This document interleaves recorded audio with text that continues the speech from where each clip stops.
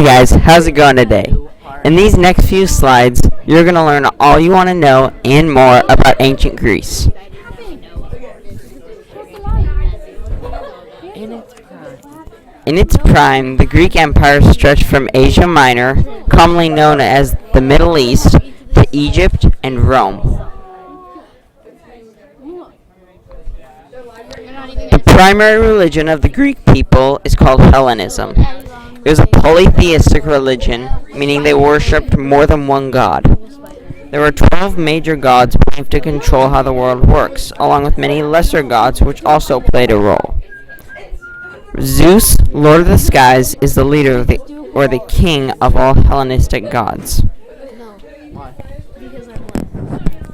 There are 5 different types of Greek columns, the 3 main forms being Doric, Corinthian, and Ionic. Out of these 3, Doric was the most common because it was the simplest and easiest to create. Corinthian columns were the least common because of how elaborate they were. If you look at the Ionic image in the bottom right-hand corner, you will see Greek architecture being used in the modern-day world. Sparta was the first city-state to enlist a permanent army.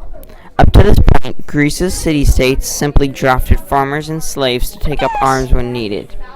Most Greek armies, whether they were permanent or temporary, were made up of 4 different military units.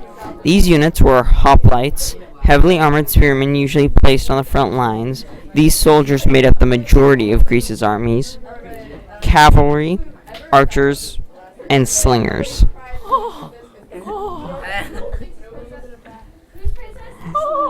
Greece was divided into small nations known as city-states.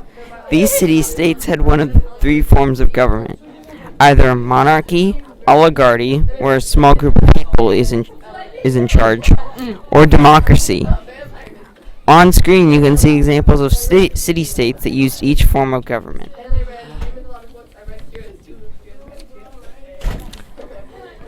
The last thing we will be teaching you is the science and technology of the ancient Greeks. 2 of the Greeks' most important inventions were aqueducts and warships called triremes.